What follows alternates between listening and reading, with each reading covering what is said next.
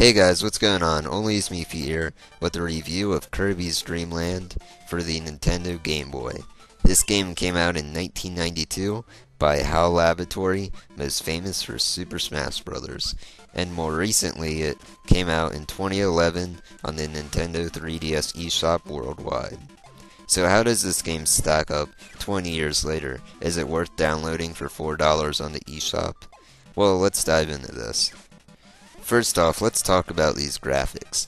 In my opinion, Kirby's graphics hold up great, even 20 years later. I think the backgrounds look detailed, the sprites look detailed, and the overall world looks detailed as well. I really do think these graphics hold up and complement the gameplay and music very well. Speaking of which, you guys are probably wondering how the music is. The music in this game is awesome, and HAL knows the music is awesome, because in almost every Kirby game I can think of, in one form or another, all 4 tunes from this game are put into every Kirby game ever made, and it never gets tiresome to hear them. These tunes are truly worth listening to again and again. I love remixes of them, and I'm so glad these tunes are still being put in Kirby games.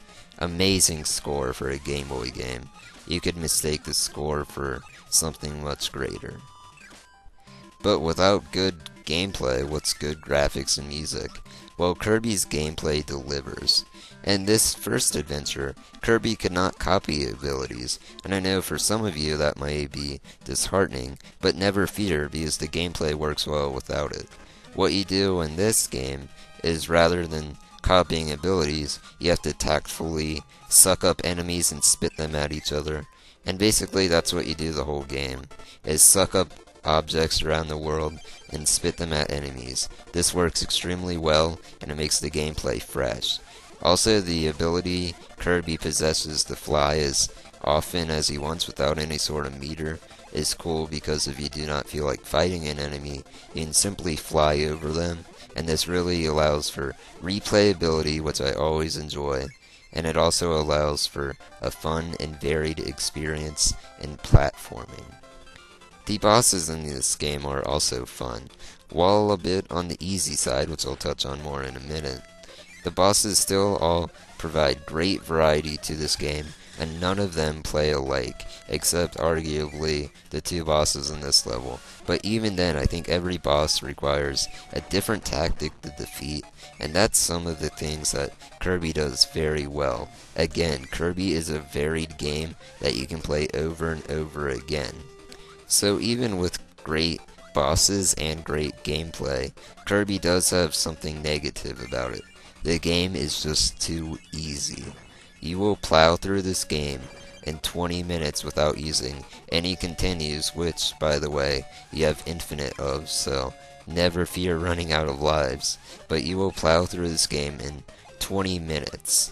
So, you guys might be asking, well, if I can beat this game in 20 minutes, and it's not that hard, where is the replayability in Kirby's Dream Land? First off, this game contains something that any replayable game should have, and that's a high score.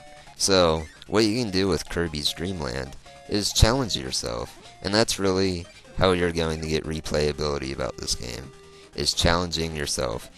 And by challenging yourself, you really do get a lot of replayability out of this game, because you can get higher scores by sucking up more enemies, shooting them at each other, and discovering secrets and not dying. So there's definitely some replayability there.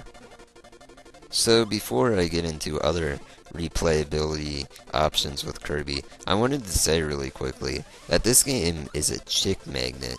You guys might think I'm crazy, but every girl I've ever met ever loves Kirby, and with its extremely low difficulty, I think almost any female can play this game. So, if you ever wanted to use a video game as a chick magnet, I think Kirby's Dream Land might be your ticket to success, as the game is extremely easy and should let you pick up chicks without any trouble at all. I had to mention that somewhere in here. So anyway, back to replayability. Here I show you guys the real meat of replayability. Right here you can see I'm setting my live count. I set it to 5. You can also set how many lives you start out with, but with infinite continues it doesn't matter. So then what you can also do is if you hit up, select, and A, you can get to this extra game. And what this extra game provides is way harder enemies, way harder boss fights, and overall just a hard experience. You guys do not know how hard this is until you actually play it. If you guys thought you could breeze through the regular game, this is going to be a way harder challenge for you, and you will die a lot. Also, the code for setting your live count is down, select, and B, and yes, the codes can stack on top of each other. So overall, this was my review of Kirby's Dream Land. I give it an 8 out of 10. Definitely download it for $4. It's well worth the money. There's so much replayability to have, and this is only me feet saying, look ma, no hands.